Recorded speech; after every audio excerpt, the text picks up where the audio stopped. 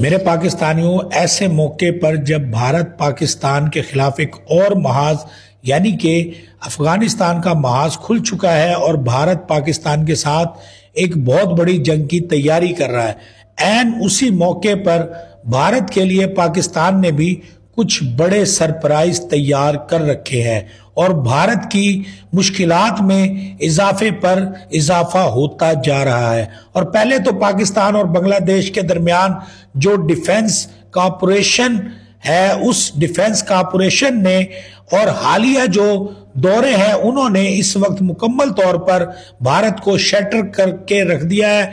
तो अब इस सूरत हाल में तुर्की की एंट्री हुई है और किस तरीके से इस वक्त एक बहुत बड़े इत्तेहाद की तरफ कदम उठा चुका है। और सऊदी अरब के साथ जो पाकिस्तान ने दिफाई माहिदा किया, बात अब उससे भी एक कदम आगे बढ़ी है और खबर आई है कि पूरी दुनिया के अंदर भारतीय मीडिया क्या रिपोर्टिंग कर रहा है और वो भी बहुत इंटरेस्टिंग है। कुछ बड़े टेक्निकल पॉइंट्स जो है मेरे पाकिस्तानियों, वो हमने आपके सामने रखने और आपके सामने रखने हैं। इस वक्त का जो डिफेंस सिनेरियो है उसको समझने के लिए ये मैं आपको कंफर्म कर सकता हूं, लेकिन अब एक जबरदस्त चीज ये है कि एक तरफ तो बांग्लादेश में जो पाकिस्तान के ज्वाइंट चीफ थे उनका दौरा और पाकिस्तान के नेवी के चीफ भी गए और पाकिस्तान और बांग्लादेश के दरमियान एक बहुत बड़े डिफेंस एग्रीमेंट की तरफ बात बढ़ रही है।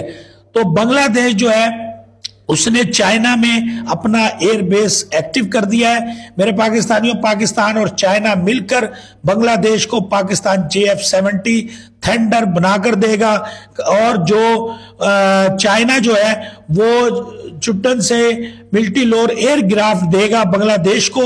और इस वक्त अगर किसी एक मुल्क से खतरा है तो वो सिर्फ भारत है बांग्लादेश को।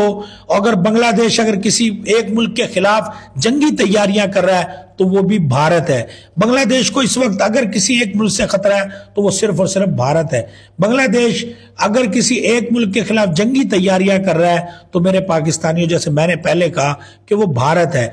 बांग्लादेश ने चाइनीज मिसाइल जो है वो भारत के बॉर्डर के ऊपर लगा दिए हैं और 7 रियासतें हैं जो इंडिया की, उनमें भी कुछ बांग्लादेश का भी क्लेम है। और ग्रेटर बांग्लादेश का जो ख्वाब था वहां पर भी उन्होंने, जो मैं ये समझता हूं कि बाज़ाब्ता तौर पर जो है चाइनीज मिसाइल जो है वो वहां पर भी लगा दिए गए हैं। लेकिन अब इंडिया टुडे की एक रिपोर्ट में देख रहा था तो मेरे पाकिस्तानी, उनका खौफ मुझे लगता है कि बहुत ज्यादा है।